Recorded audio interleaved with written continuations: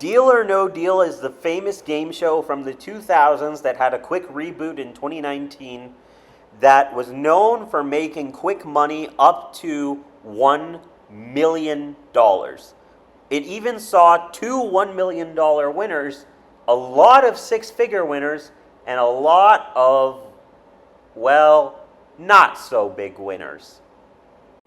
But what if I told you that the biggest wins were a lie? Well, it wasn't exactly a lie, but there is some fundamental flaws with the game Deal or No Deal itself.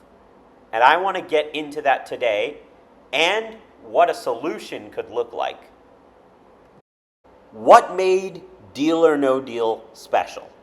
I'll tell you right now, it was the simplicity of the game, yet the potential to win intoxicating amounts of money for the time. $1 million. Or, on the other side of the equation, a penny or $1 or $5. But what you'll notice right away is that there's a huge disparity between the top three amounts. $500,000 and $750,000 and $1 million are all $250,000 apart, $250,000 apart. Then they start to get more reasonably ranged. 400,000, 300,000, 200,000, 100,000, so on and so forth. Remember this, because we're going to talk about it later. But anyways, you picked a case and hoped it had the million. Then you had to open all the other cases sequentially in the order of 6 cases at a time, 5 cases at a time after the first banker offer that you reject, 4 cases at a time after the second banker offer that you probably rejected, so on and so forth. Basically, the banker offers were trying to buy your case, and often people would reject it until the offer was too good to refuse. And in Season 1, you could actually get really good offers for playing it smart.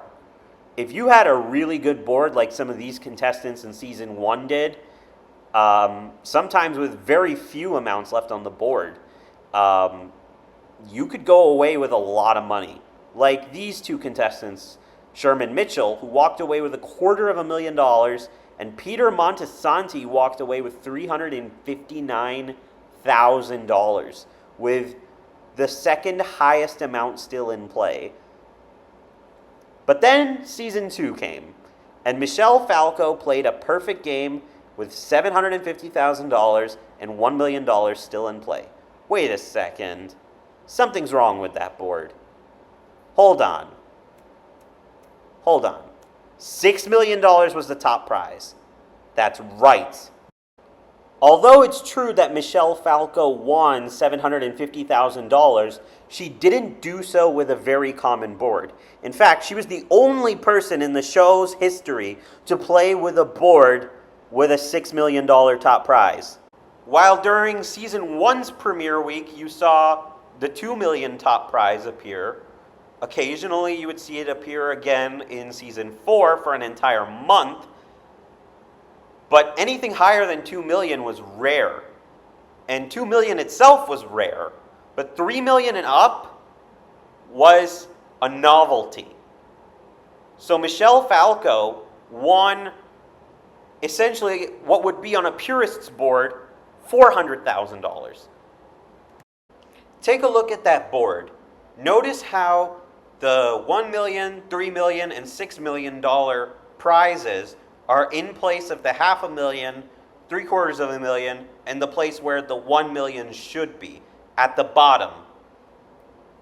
Then notice how $250,000 replaces $200,000, $500,000 replaces $300,000, and $400,000 is replaced by the $750,000 that Michelle ended up winning. Okay? But trust me, this isn't the worst board I have seen in Deal or No Deal. There are worse, and we will get to that. But first, let me tell you this. This board, this exact board, is almost impossible to replicate in a normal game of Deal or No Deal, where you have the two top amounts, $750,000, $750,000, and $1 million stacked on each other with just one low amount.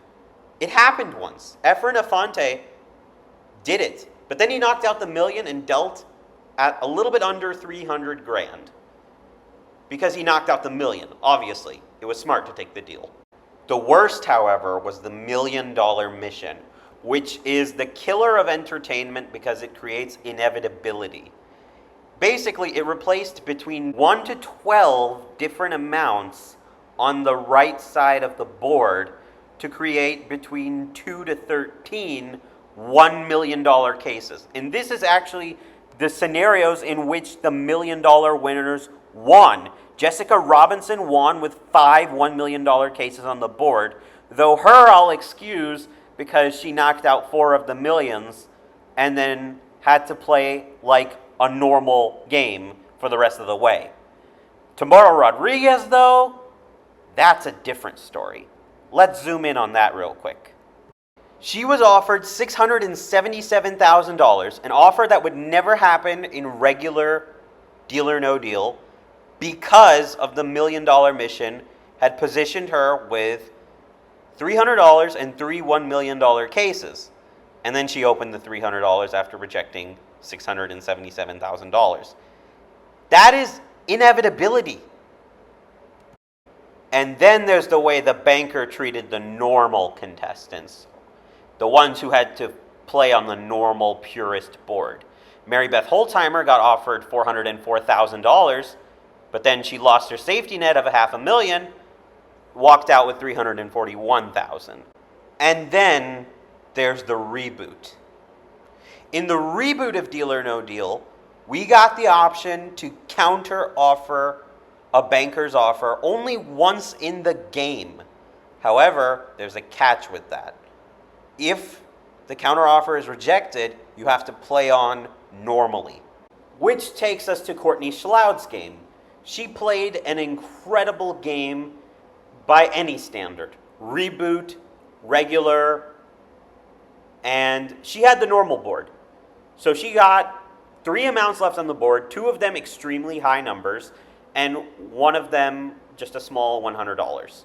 She had the million on the board and $400,000. She got offered $425,000, but she wanted more. More than Thorpe's $464,000 offer, more than Efren's $493,000 offer, which were the highest offers on the regular board. She asked for $500,000. Now, keep in mind, if the $100 case was knocked out, the offer would skyrocket to at least $700,000. So the banker took the deal. But her case did not have the million. And she would have actually knocked out the million on the next round. So it was a good deal for her, a bad deal for the banker, and for the producers, really. They paid out an extra,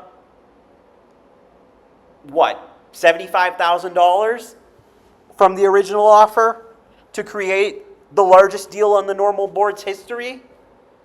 But it also goes to reinforce a point, that this is the highest amount that has actually been won on the normal board. So why don't we make the amounts that are actually winnable the top prize? It seems like I'm not alone in thinking that, because over 10 years ago, more like 15 years ago, that's exactly what the producers were doing. In 2008, Deal or No Deal went to syndication for 2 years, and they launched a version where the top prize was nerfed to $500,000. There were also only 22 cases. The models who held the cases were nerfed in favor of contestants who would be randomly selected by a deal wheel, and that deal wheel would decide which one of the models, I'm using air quotes around contestants and models, would actually become the contestant playing for the money. Now, to be fair, there were flaws with this version too. First, the biggest flaw. No one actually won the $500,000. The largest winner was Chelsea Drakes, who won $275,000 from a deal with an almost perfect board.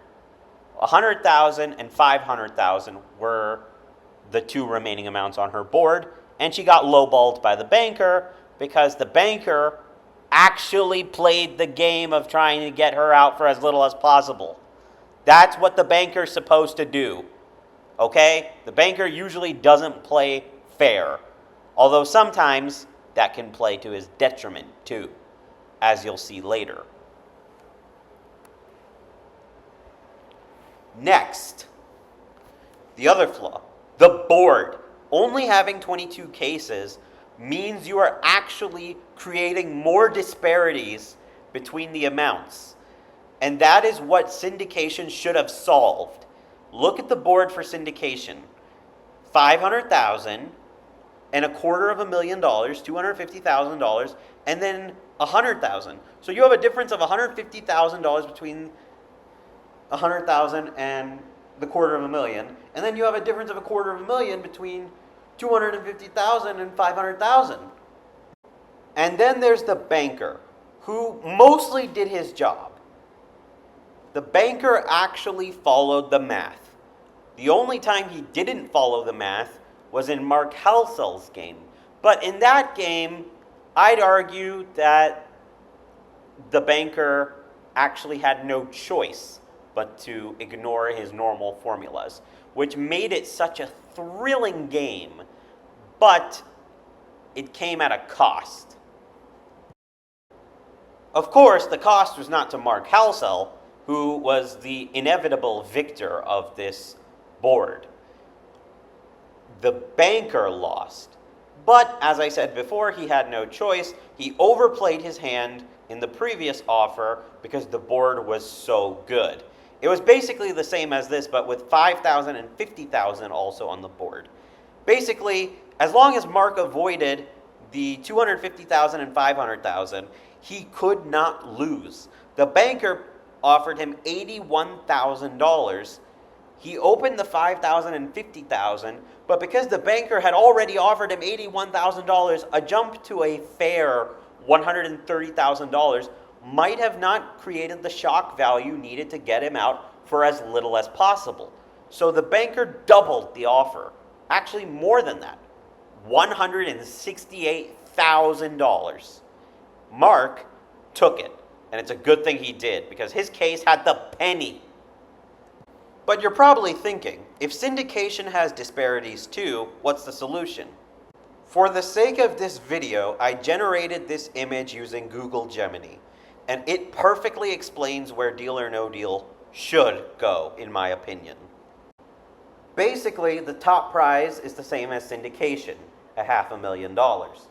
Two key amounts are added to the board from syndication, but other than that, it's basically a normal primetime board with the 750,000 and the million cut off to avoid creating disparities.